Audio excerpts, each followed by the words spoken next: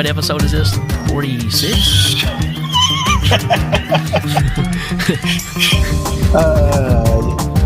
I think it's 46. Yes. Yes, it's 46. Or is it 45? It's 46. Or is it 45? 45 is Buckaroo. Okay. All right. There's a blooper reel for us right there. I was about to look it up because I was like, I think it's... Yeah, we're getting close to that 50 mark, right, dude. All right, everybody. You know, if we've been doing it... Go ahead. I'll shut up.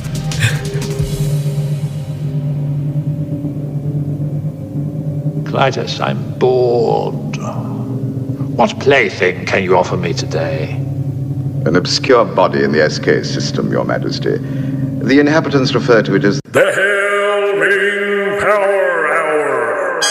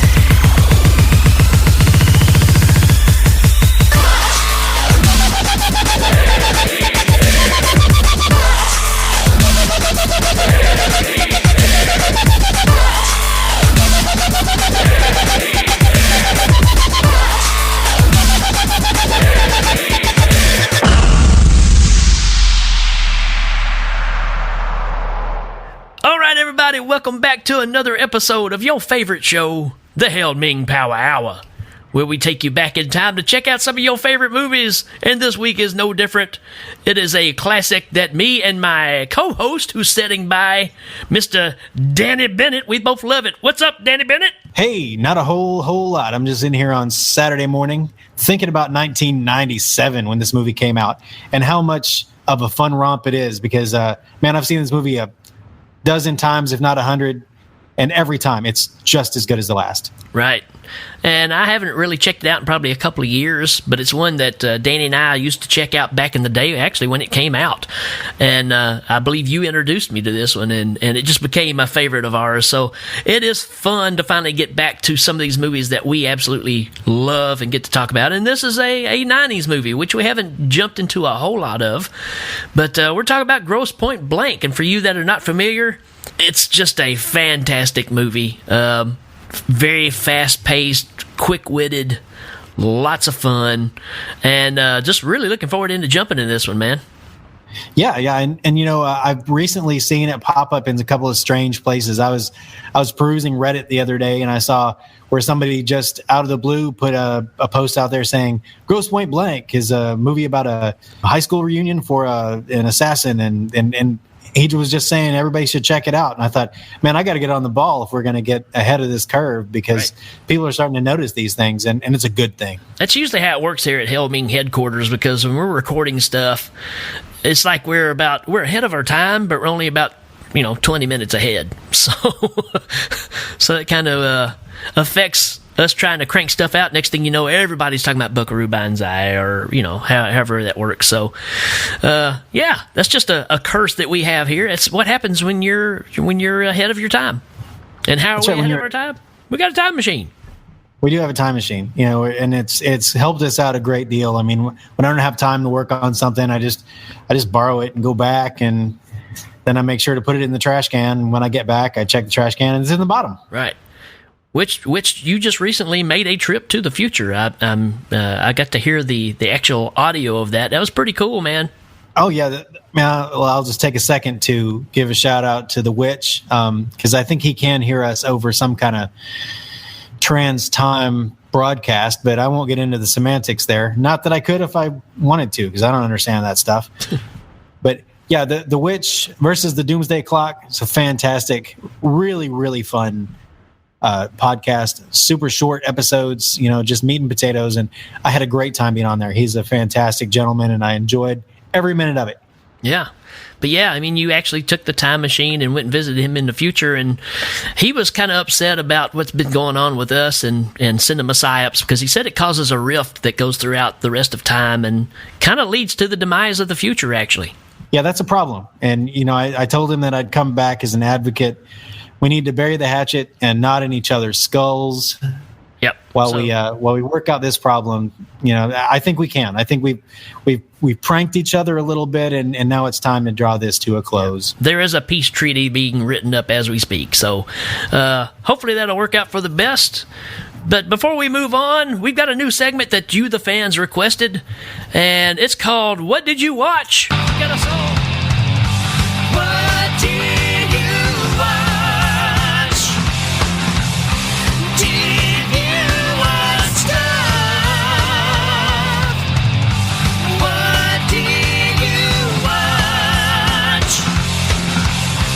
Did you watch stuff? Oh yeah, that gallop gets you every time. Oh man, yeah, such a good theme coming in. Yeah, so original. Hail Ming. So what did you watch, man? Oh man, I mean, this week is a long week. I had a lot of downtime. I just hung around and stared at the wall. Oh, okay. So you didn't watch anything then?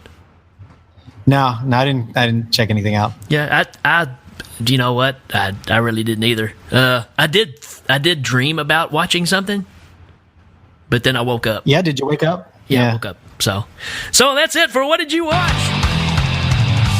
What did you watch?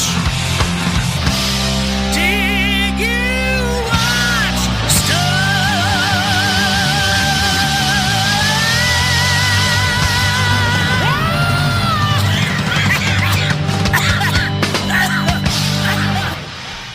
All right, folks, we're going to take a short break. We'll be right back. The Hail Ming Power Hour is brought to you by Cobra, a ruthless terrorist organization, now with full dental and tuition reimbursement. Cobra! and loyal subjects of Mongo like you. Hail Ming! All right, welcome back. So yeah, man, we get to talk about 1997's Grosse Pointe Blank. And for you that don't know, you got pretty much an all-star cast. It's a great movie, and it's going to be fun diving into that. Before we do that, we got to take the time machine back in time to go check it out. We have to have our sponsors that we talk about to keep the thing up and running. And I've got us a new one that just popped up this last week. It's Shauna Smith's Ice Cream Palace.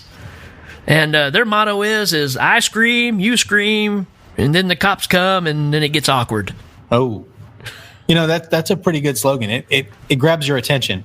Right. And I will say that as far as the time machine goes, the most frustrating thing about it is that the time machines are all completely different. So ours is an older model. Right. And when you need parts for it, it's hard to find them because they quit making parts.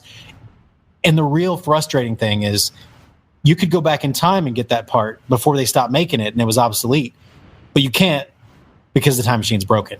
And it's frustrating. I mean, maybe we should go back and just do a part run, stockpile some up. Again, to keep up and running, though, for these expensive and obsoleted parts, I also managed to get us a sponsor this week. I got a Frank's Parrot Emporium.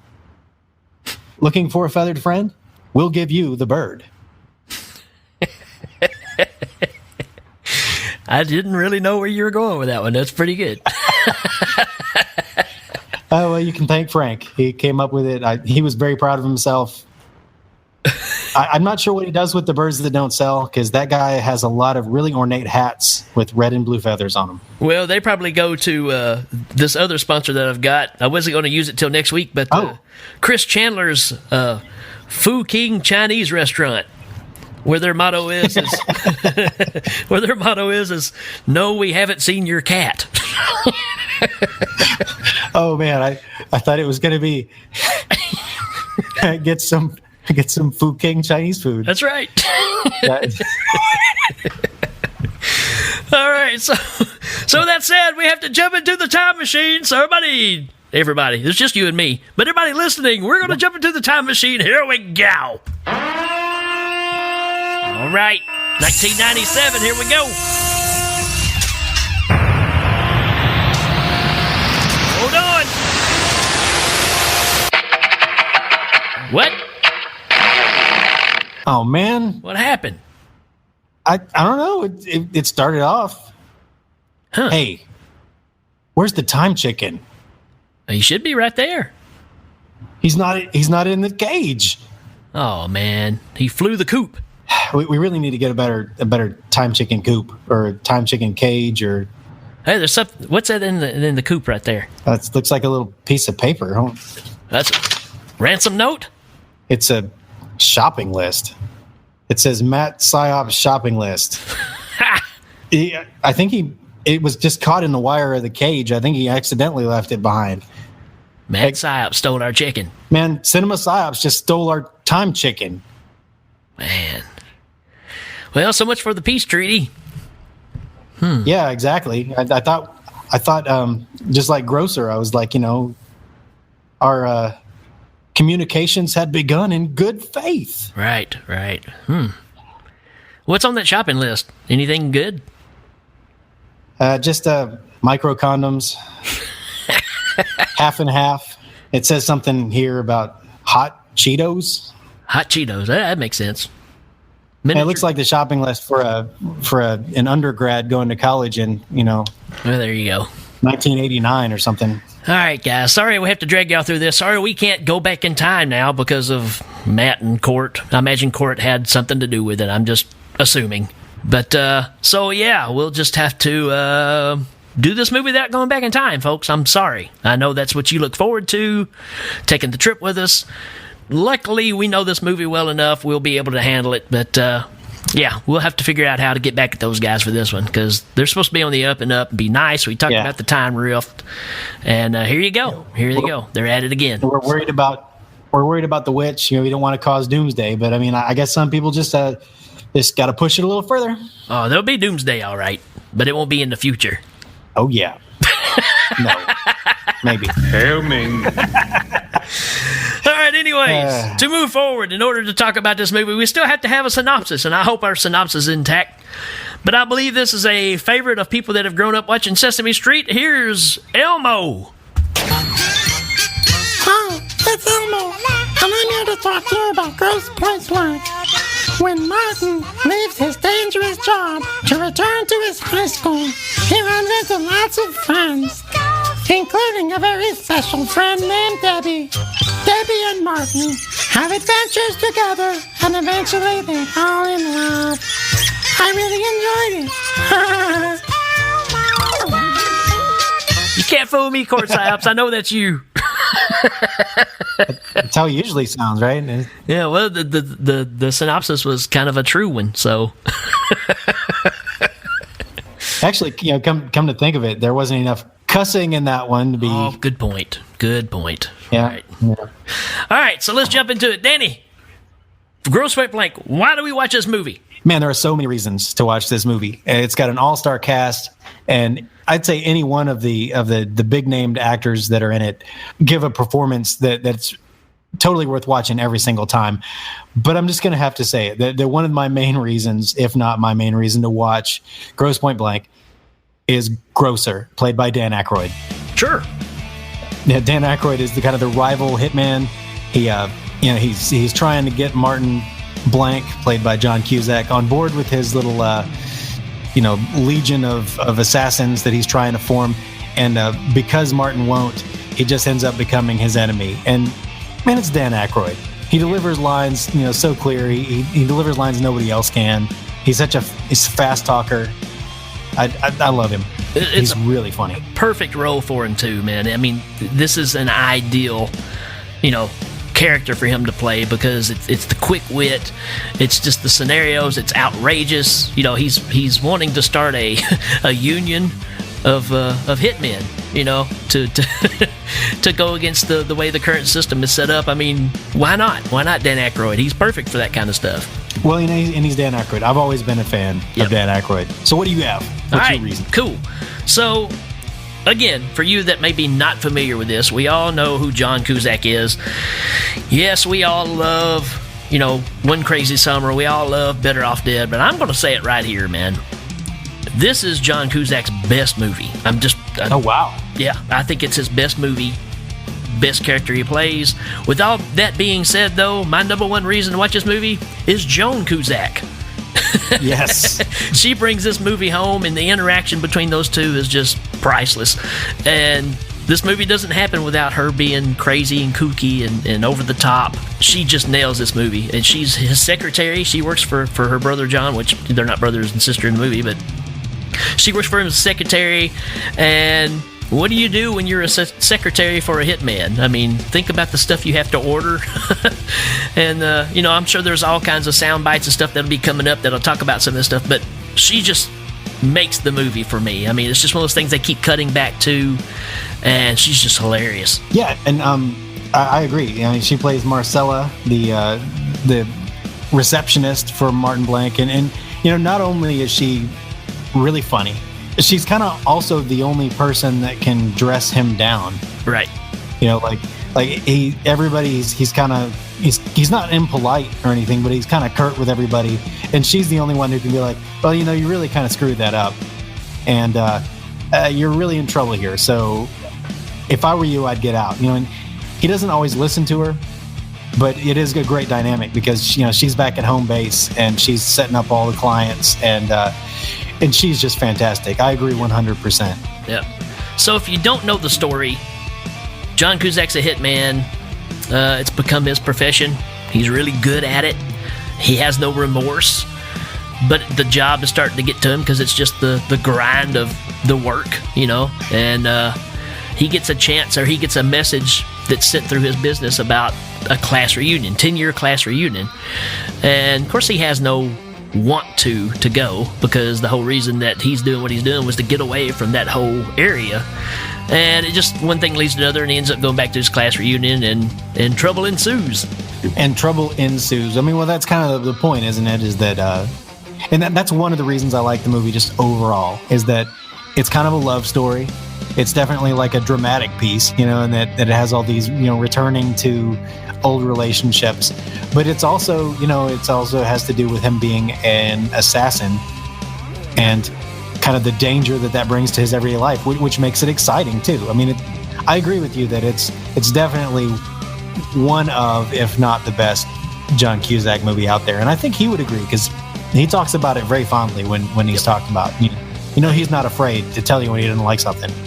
And just the pacing of the movie, you were kind of dancing around it a while ago, but it's a love story, it's an action movie, it's everything, lots of comedy, and it just moves so fast, so quick and quirky dialogue. I think the best way to describe it is it's a lot like Weekend at Bernie's 2, but better. Yes. It's a lot like that, except for the badness. All right, man, what's next? So a reason to watch this movie, and I've got a sound clip to go along with it, is the unique soundtrack. I mean, first of all, it's got a bunch of really great 80s songs because, you think it's his 10-year high school reunion, and it's 1997 when it's made, so 1987 is what they're hearkening back to. And it's just got a number of fantastic songs, and it also uses them really creatively. Yeah. The clip I've got here is how one of the songs segues into a Muzak version of itself. So let's hear that.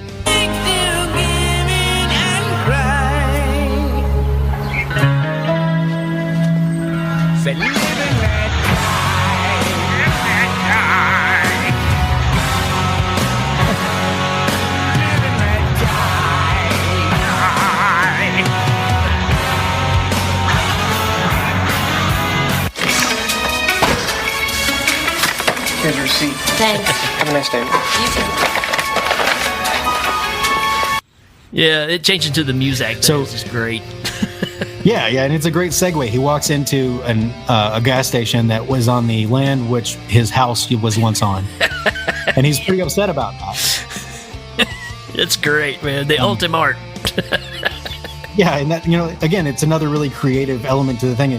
That right there is a prime example of how this movie just, instead of just having a great soundtrack, it also just incorporates it into the story in a really unique way. Yep. Yep. And the soundtrack throughout, man. Of course, you know me, I'm a big 80s nuts anyway, so their class reunion they're the class of 86, I believe it was.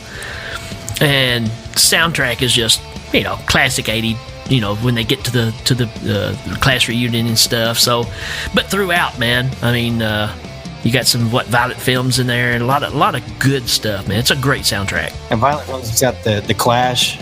Right, lots of Clash. Under Pressure's in there in a pretty major part, Yep. But even the songs you don't know, if you're not familiar with them all, because I know I'm not familiar with all of them. I was alive then, but there's always more to learn. The movie, the sounds that they chose, the songs that they chose are fun, whether you know them or not. It's just a great soundtrack. And mostly on purpose. I mean, whatever's going on lyrically is kind of tying into whatever's happening at the time of the movie. So it's really well done. Cool. I agree, man. Soundtrack is incredible. All right, my next reason. And I know you got it on your list too, but Alan Arkin, man, as the psychiatrist, Dr. Oatman, is just great, man. Again, it's perfect casting. He's just great. He's the psychiatrist for Martin Blank, and just he's scared of the guy, because he knows that this guy does what he does for a living. And I mean, how do you be a psychiatrist for a guy that has no remorse for just killing people? And how do you talk him down off of that? And he's just great, man. It's hard to get better than Alan Arkin too. Right. I mean, he's a solid actor, and he's a great character actor, and you're not going to see him in something and he's not going to be letting you down.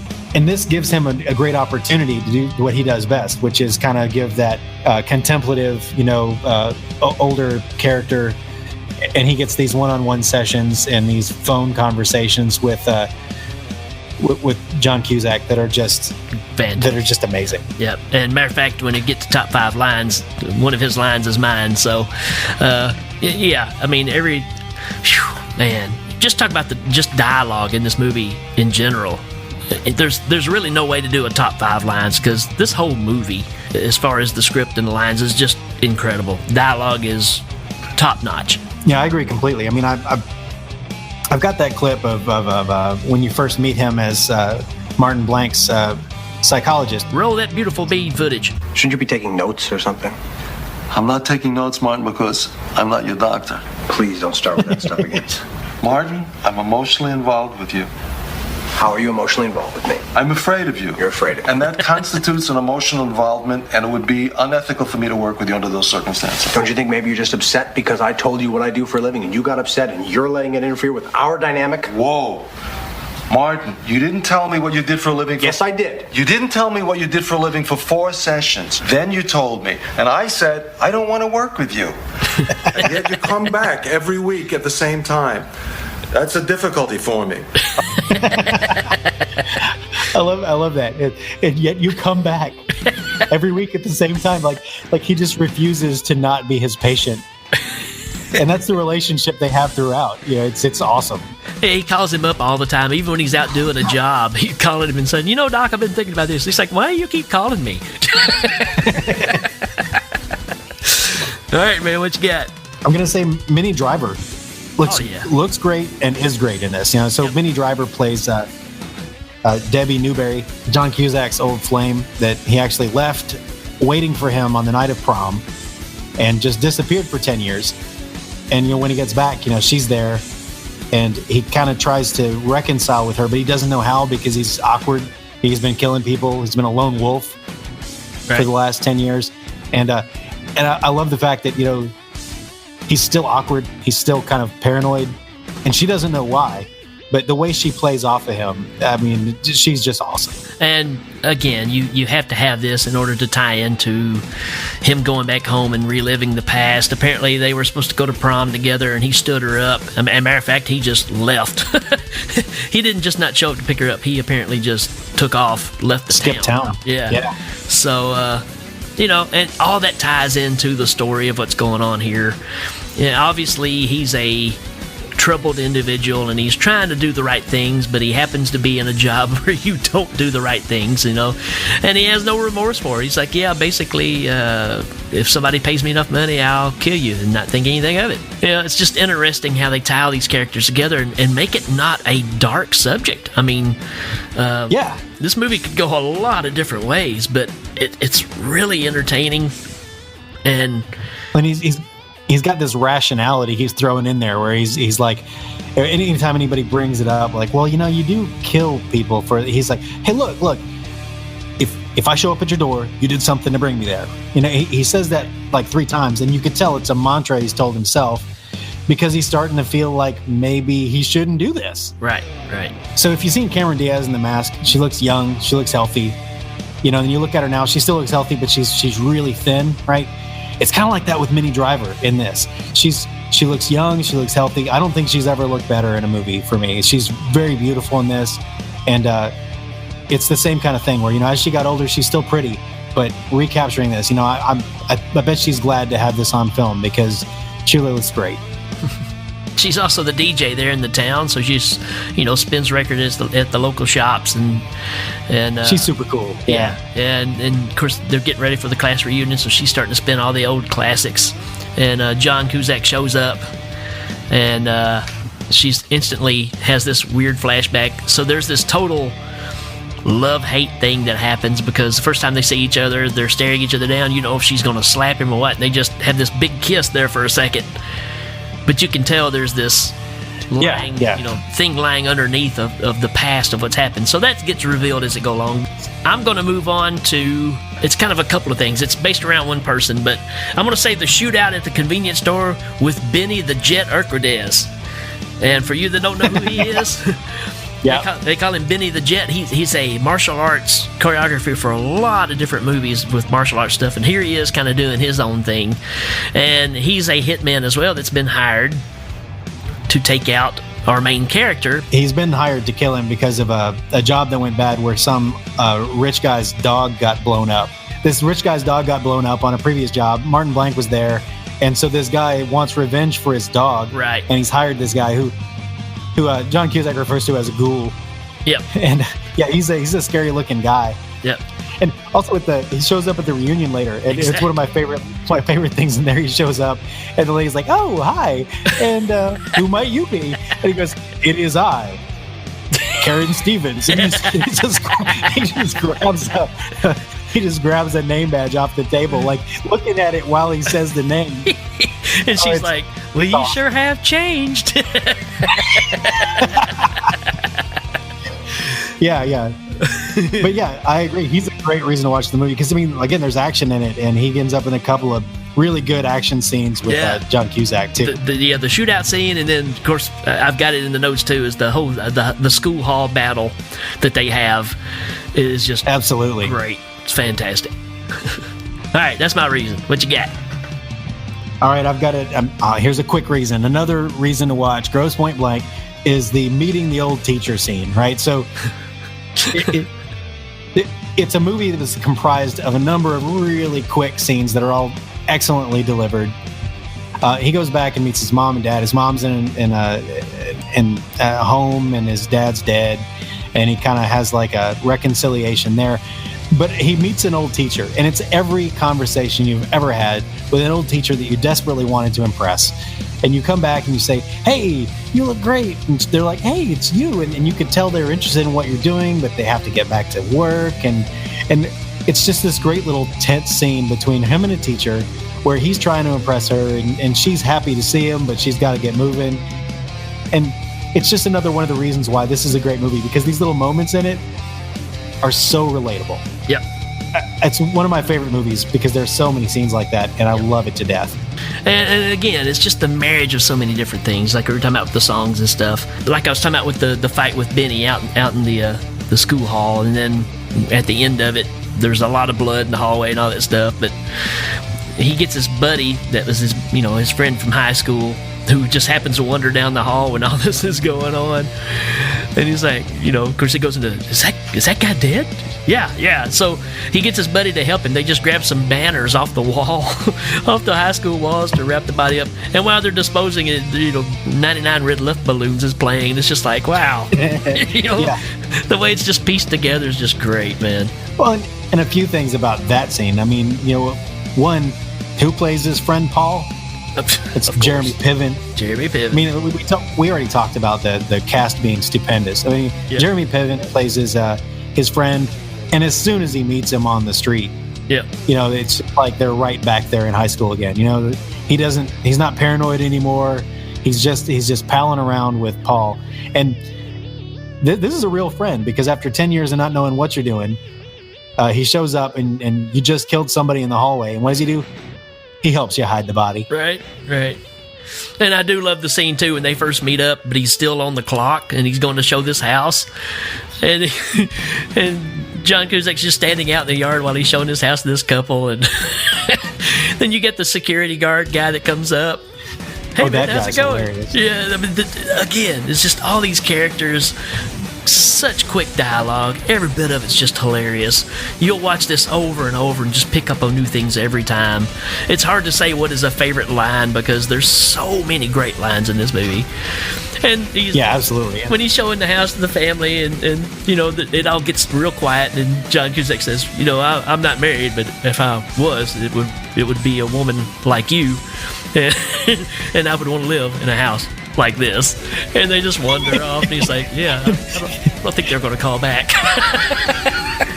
Yeah, the security guard guy, I don't think they're really buyers. I don't think you're qualified to make that call, are you? The security guard guy, he shows up a few times. Again, just a great bit part. He comes in and he's like, he's kind of a weirdo, and you get the concern about him, like he might just decide to go postal. That guy's great for every line he's in, but you just watch it. Just watch it, and you'll know what we're talking about. Yep. Yeah, come up to my next one. I'm going to say there's the concept of shakabuku that comes up. Yes. Minnie Driver, as Debbie, she tells him, well, what you need is a shakabuku. And he's, well, what's that? She says it's the swift spiritual kick to the head that alters your reality forever.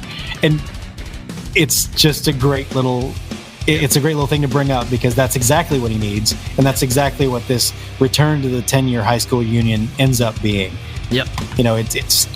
He realizes that he's been lying to himself about living his life, and it's time to change the script. It's one of those scenarios where he's trying to change things for the right, but it's just at the absolute worst time of trying to make it happen, because all in all, when it comes down to it, he was sent home not only for his class reunion, but to also do a job while he's there. Right, because, he had messed up a job, and Joan Cusack tells him, Joan Cusack, I cannot talk enough about how hilarious she is. Yep. I mean, you'll just have to watch it, and every time she comes on the screen, you'll have to giggle.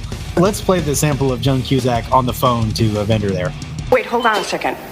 Pacific Trident Global. Janice? Yeah, no, where the f*** is it? I ordered 3 days ago.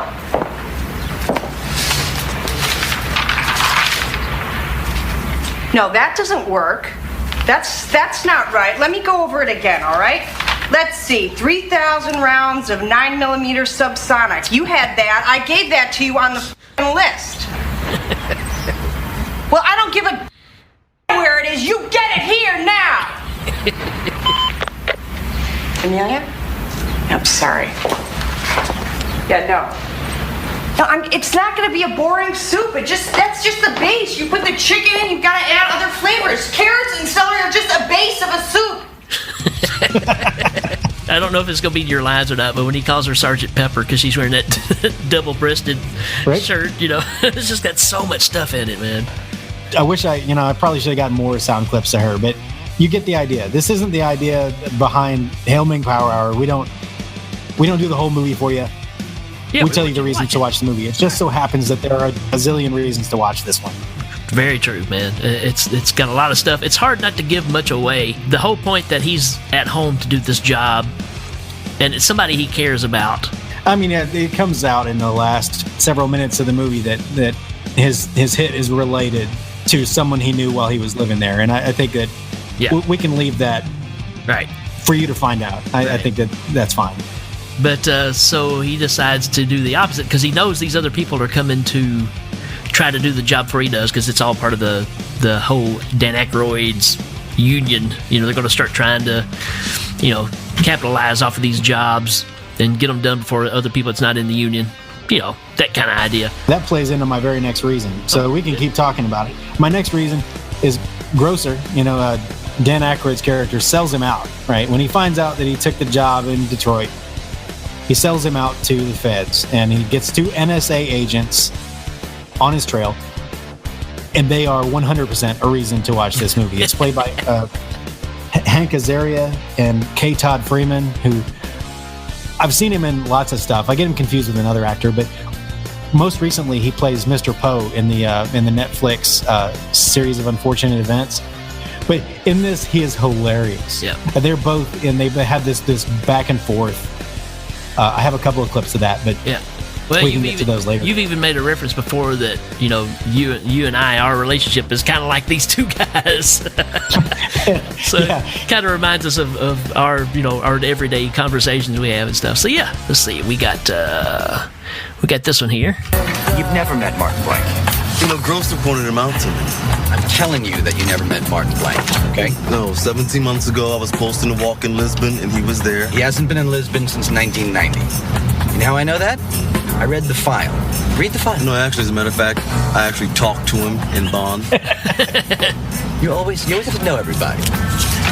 Well, I tell you what, why don't I take the weekend off and you kill him, since you two are so close. All right, I'll do that.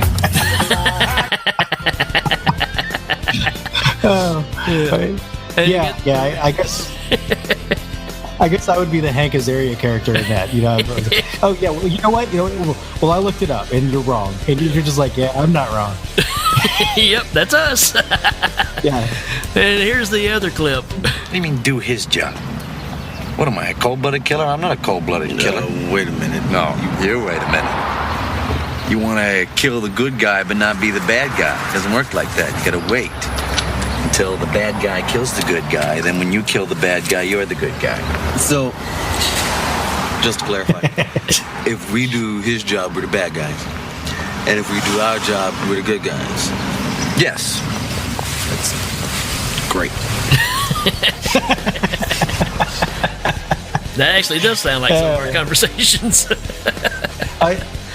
Yeah, I love it. And, you know, I think the 90s had a number of movies where hitmen had great conversations. Yeah. And it's a great trend. I hope it comes back. Yeah. But I would argue that none of them are as well put together as this one is, so. Sure. Yeah, absolutely. Another thing I love about these guys is there's this scene where, you know, Dan Aykroyd's there with them, and Martin Blank walks into a bathroom. Right. And he tells him, he's like, he tells him, he's like, he says, I'm going to be back at the hotel in half an hour. I'll see you guys there. And they just kind of don't acknowledge him. And then when he leaves, Dan Aykroyd comes out of the bathroom stall. Yeah. And he's like, why don't you just kill him? And they're like, that's not what we do. And then Hank Azaria says, he's coming back. So he jumps back into the stall. Dan Aykroyd jumps back into the stall and it gets real quiet, and the two hitmen just look at each other and start kind of snickering. Then he, you know, after about 20 seconds, he jumps back and says, come on, you guys. He just made him hide in the toilet for no reason. It's awesome. Those guys are great. Yeah. And they're definitely a reason to watch the movie. They add a lot. Without a doubt, man. All right, my last other reason, the whole ending of the movie where you get the big shootout, you know, with Dan Aykroyd and company coming in to try to take everybody out. And Dan Aykroyd's just running around, and you can tell he's enjoying his job, you know. This character loves what he does, and he's running around, and he's just saying all these quirky things, and, oh, nope, you didn't get me, you know, and just... And the battle that happens in that house is just incredible. And Dan Aykroyd's demise too is pretty cool. It's pretty stellar. It's pretty stellar. Yeah, like you said, it's an action. You know, it's every bit the action sequence that you want in an action movie, and it's in the middle of this great comedy, romance, drama. And they're gunmen at the front door and gunmen at the back door. They're all coming after Martin. They're coming after the target, and he ends up beating them all, one at a time. And Grosser's style is so much different than Martin Blank's. Oh yeah. And Martin Blank is he waits up in the clock tower and he delivers 2 to the head and then he's done. But Grosser just goes in with 2 guns and gloves on, right? And shoots everybody 100 times and then drops the guns on the ground and takes off, right? And it's like using a bulldozer to find a shiny cup. It's fantastic. Yeah. It's just the showdown is fantastic, and during this whole time he's proclaiming his love for Mimi Driver's character, and he's willing to give it all up, but at the same time he's just unloading his guns and shooting people. Seriously, I mean it. I know it seems like an odd time, but I love you, and will you marry me? It's just the way it's all put together. It's just fantastic. Yeah, you don't have to answer me right now, but hold on. And he beats a guy to death with a frying pan. Then he comes back and he's like, "But I've been considering this, and I'm going to leave all this, and I want to start new, and I want you to be part of my new life." Yeah, it's great. I love it to death. But of course, like you said, Grosser's death, where he says, "Martin, I'll sell you some more bullets," and throws the clip over the other side, and then he stands up to shoot him when he goes after the bullets, and he gets crowned. And John Cusack drops a TV on his head in pure Henry style. Yeah. It's great stuff. Yeah, it's fantastic.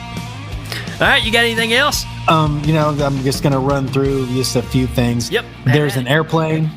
There's an airplane where John Cusack gives Minnie Driver an airplane, props her up on his feet, so she can fly. Yep. And that's a really fun scene. Mm-hmm. It shows the chemistry between the two of them. It's a lot of fun. There's the whole reunion where the two of them, even though she's lived there the whole time and he's gone off killing people, everybody they meet, they're both just kind of like, I gotta get out of here. Right. The car dealer everybody's wants to fight him in the hallway. Yeah. Bob Desperello. Yeah.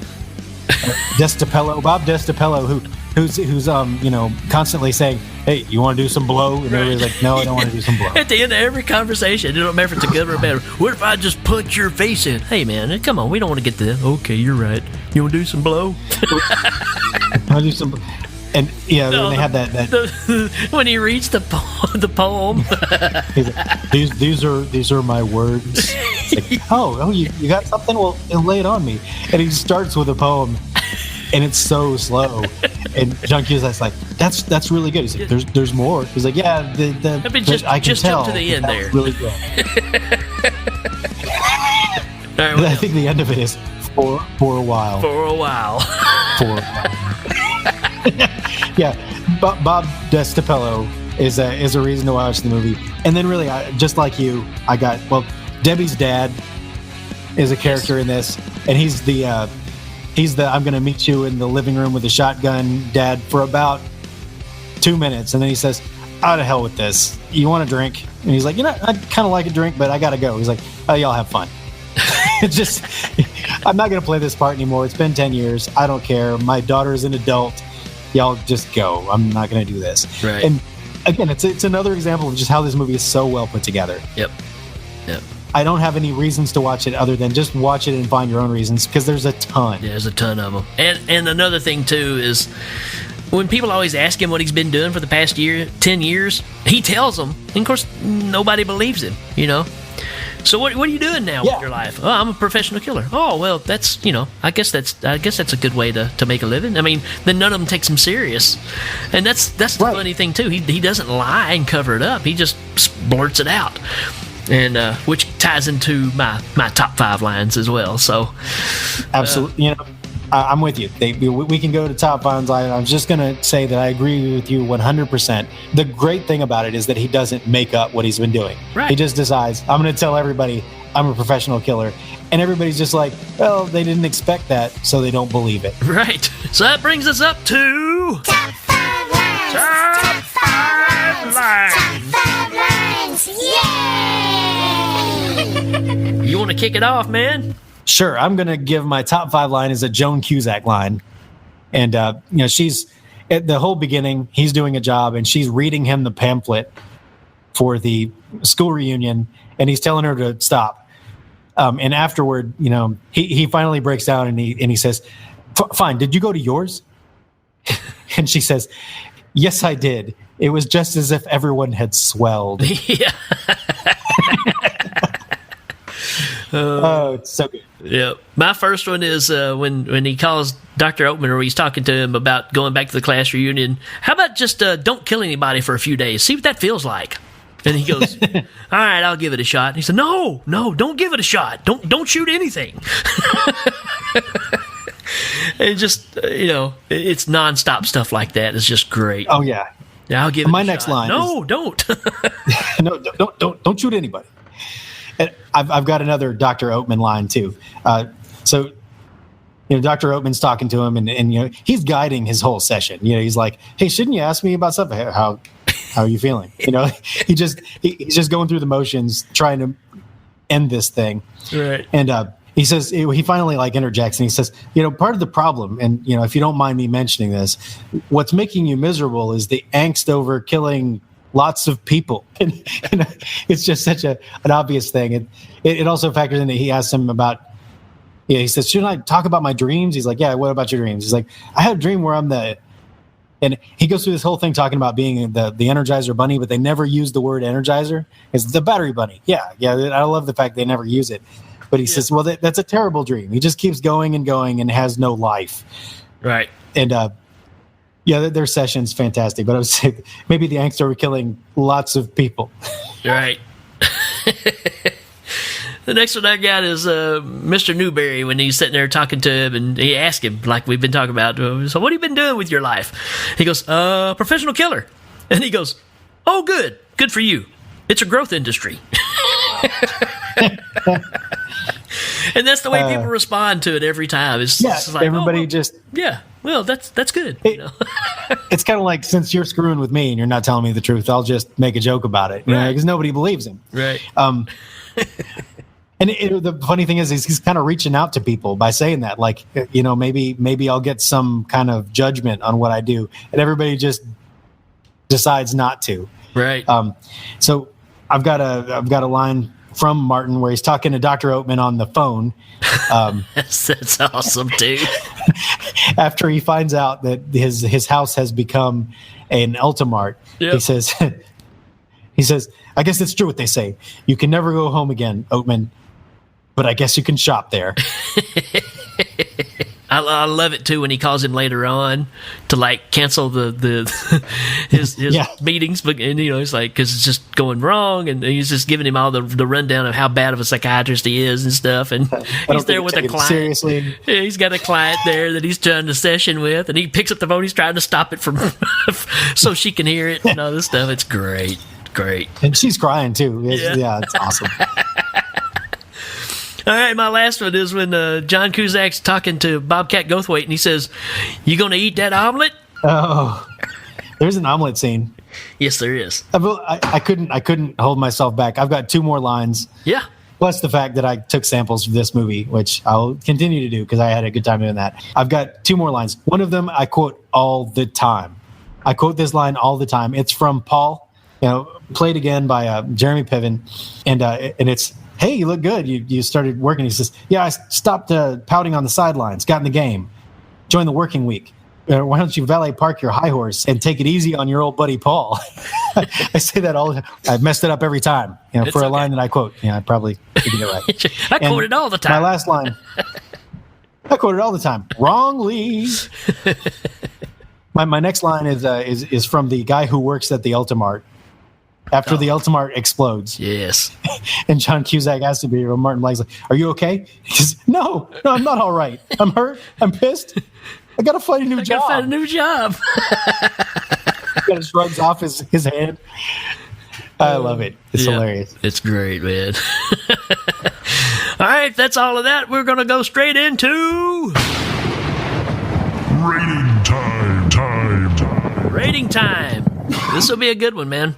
I'm going to give it, and you just brought him up, 28 store clerks that plays a video game with his headphones on listening to the Ace of Spades by Motorhead while a massive gunfight is going on in the store. That's a good one. I'm going to give it 12 grocers saying pop, pop, pop, pop, popcorn, which I actually have a I actually have a clip of, if you'll play that first clip. Just a father figure to me. Hey, if you want a father, I'll give you a spanking. Yeah, forget about it. Look, the employers are getting us a lot cheaper because there's so many more. It's the right one. Well, after the Berlin thing, what can you do? Soviet bloc collapse. The market's flooded. Okay, that's what I'm looking at. I'm looking at consolidated bargaining. Okay? Look, I don't want to play against you. This thing is real. How real? Maranga Brothers, them East German ex-Stasi guys. Oh, I don't like those guys. I don't like those guys. Butch Filipino ladies. The dwarf maid, the Stabbers. Little stabbers. Little stabbers. You know. We got a great crew. Everybody's in. Yeah, well, not me, so don't paw at me with your dirty little guild. All right, well, you know, life's full of second chances. And here's chance 2 for you. You think about coming in with me. You ponder, okay? I'll think about it. Because either way, I'm going to get you, kid. Yeah, get what? Get back. Hey, bing, bing, bing, bing, bang. Popcorn. Yeah, whatever. Big, big, big, popcorn. Yeah, whatever. He's just crazy. Yep, yeah, I have to check this movie out. Oh, we got to find out what Brian Blessed thinks of this movie. Brian Blessed, what do you think of the 1997 Grosse Pointe Blank? Cinema psyops can suck it. Oh. No. I think it means he likes it. Brian Blessed on the clean team, I guess. I don't know. I guess so. Oh. I've actually got that rigged up to do a couple of different ones, too. Let's see, what else does Brian Blessed think? Almost as boring as a show with Matt and Court. I like the roll on the tongue there. Almost as boring. And Garbage people. Yeah, garbage people. It's like hell! All listening to 2 episodes of Cinema Psyops back to back. I kind of like that one. Wow. I don't know what that means. I wonder if he liked it. Yeah. I think he did. Let's see. For real. Brian Blessed. Oh, well. Who wants to live forever?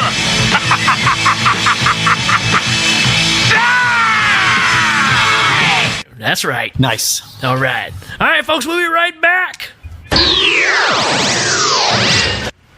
This is Clint Eastwood, and this is Grosse Pointe Blank. Those pimple popping videos, you know what I'm talking about? Every time you get on the internet, there's those damn videos of people popping pimples. It's a hell of a thing, popping a pimple. You take away everything it's got and all it's ever going to have.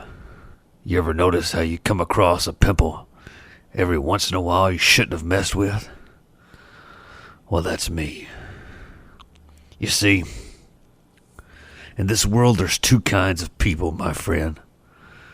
Those that pop pimples and those who dig. You dig. I know what you're thinking. Did he pop 6 pimples or only 5? Well, to tell you the truth in all this excitement, I kind of lost track myself. But being as this is a pimple popping video, you could possibly blow your head clean off. So you got to ask yourself one question. Do I feel lucky? Well, do ya, punk? Go ahead. Make my day. Pop another pimple. I'm not afraid of any man. But when it comes to sharing my feelings about pimple popping videos, my stomach turns to royal gelatin. Pimple popping videos. They're gross. Point blank. Here in Grosse Pointe, Michigan, don't miss Bob Destapello's reading. From the BMW dealership beside the old Kmart comes inspired words from a poetry master. Classics from a suit coat pocket, like this one. When I feel quiet. When I feel blue.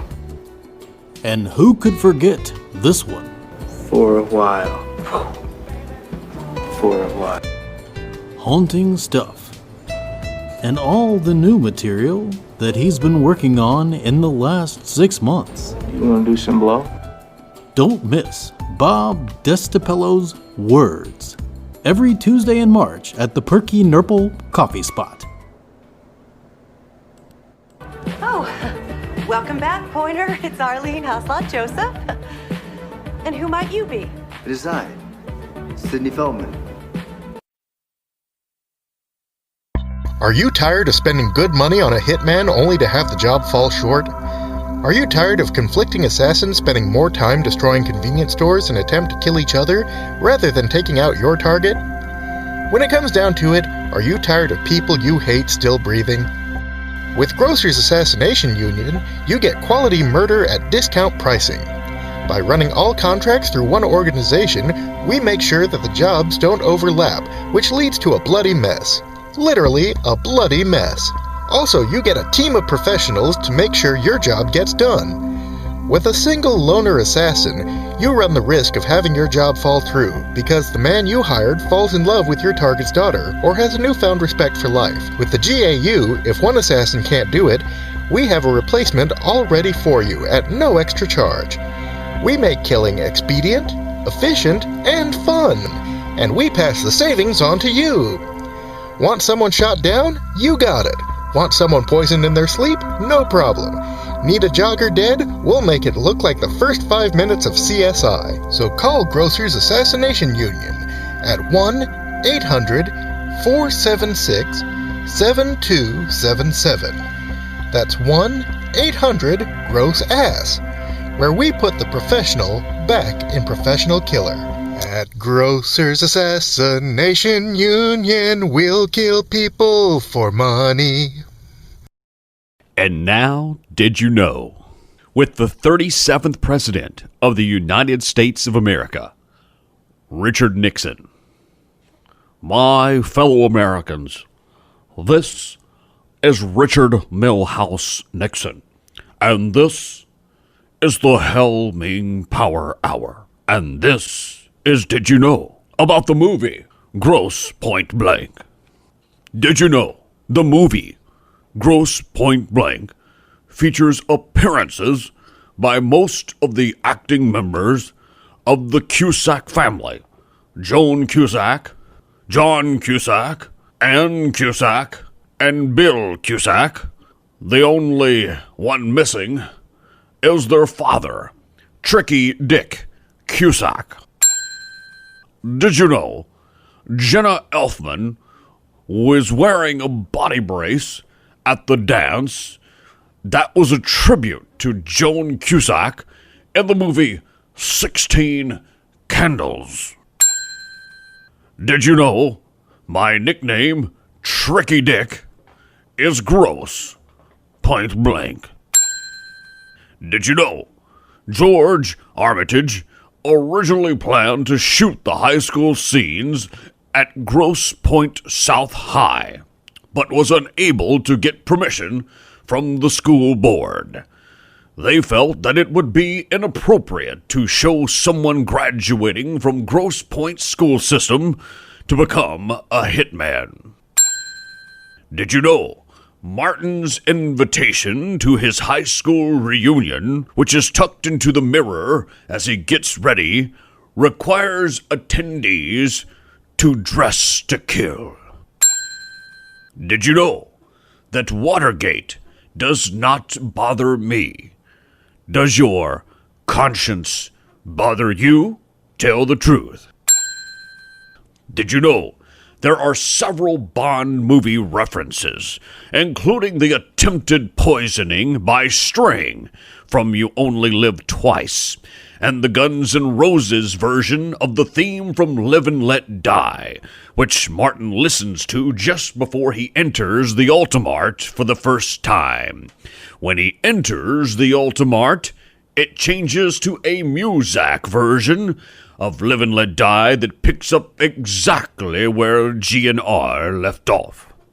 There's also references to Goldfinger. You've been listening to Did You Know on the Hell Ming Power Hour with Richard Milhouse Nixon.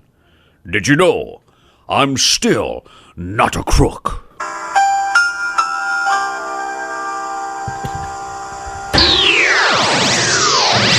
All right, everybody, that's it for this episode. I hope you enjoyed it. Hey, take the time out. Check this movie out. I guarantee you'll like at least something about it. If it's not the music, the dialogue, just the way it's put together. If you like action flicks, you're going to dig this movie.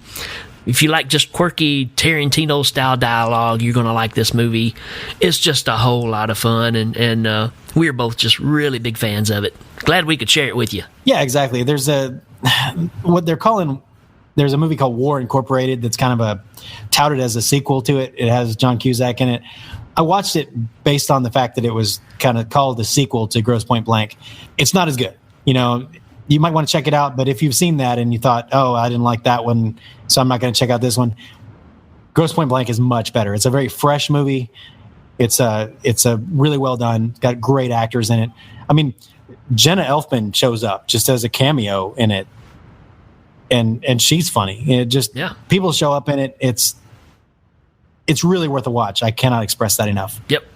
An absolute favorite. And you know, it's weird it's taking us this long. It's, you know, you look through the schedule trying to lay movies out and try to jump from genre to genre from time to time, and you know, it was due time, but this is really way high on the list for us both as far as just a great, enjoyable movie. So take the time out, check it out. I guarantee you will want to show it to somebody if you haven't seen it before, or if you have seen it before, say, hey, you know what, we need to revisit this. So that's our job here, is to get you to check it out again. Right. If you have ever trust our recommendations, then go ahead and trust this one. Take that as if you haven't trusted our if you haven't trusted our recommendations, I'm wondering why you're here. And if you got comments, you can direct them to that brick wall over there. Hail Ming. So just Valley Park your high horse and lay off old Rick and Danny over here. All right, folks, I believe we're going to head out. We're going to figure out what we can do to, get rid of this problem with the PsyOps twins and try to get all that straightened out. So, folks, keep your chin up, keep on going forwards. We'll see you next time, folks. Adios.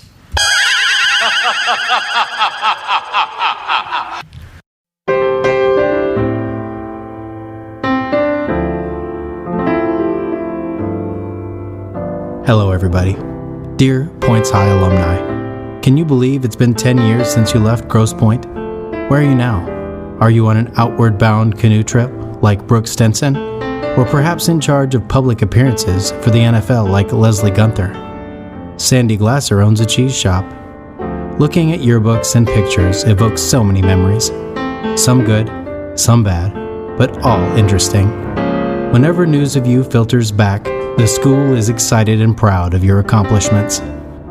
As a graduate of the class of 1986, you are someone special. Remember, there's nowhere you can go that you haven't learned how to go in time. Exciting words, everybody. Just remember, actions speak louder than catchphrases. Good night.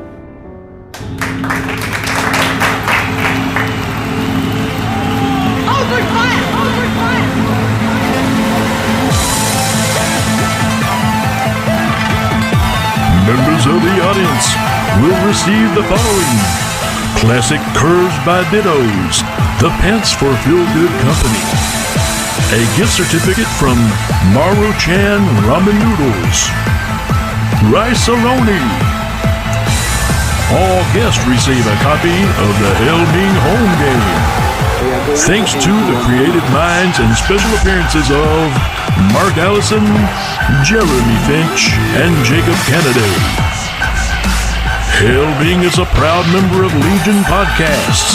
Check out all the great shows at legionpodcast.com.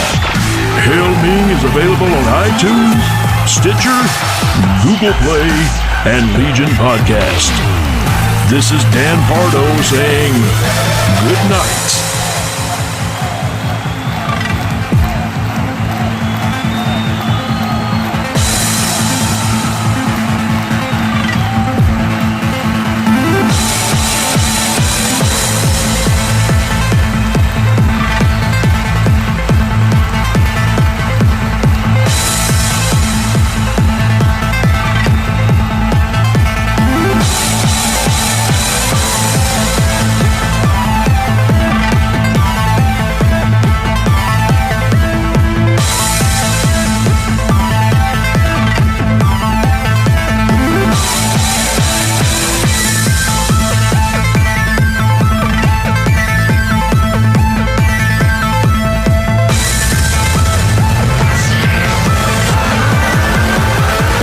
are going to empty your memory.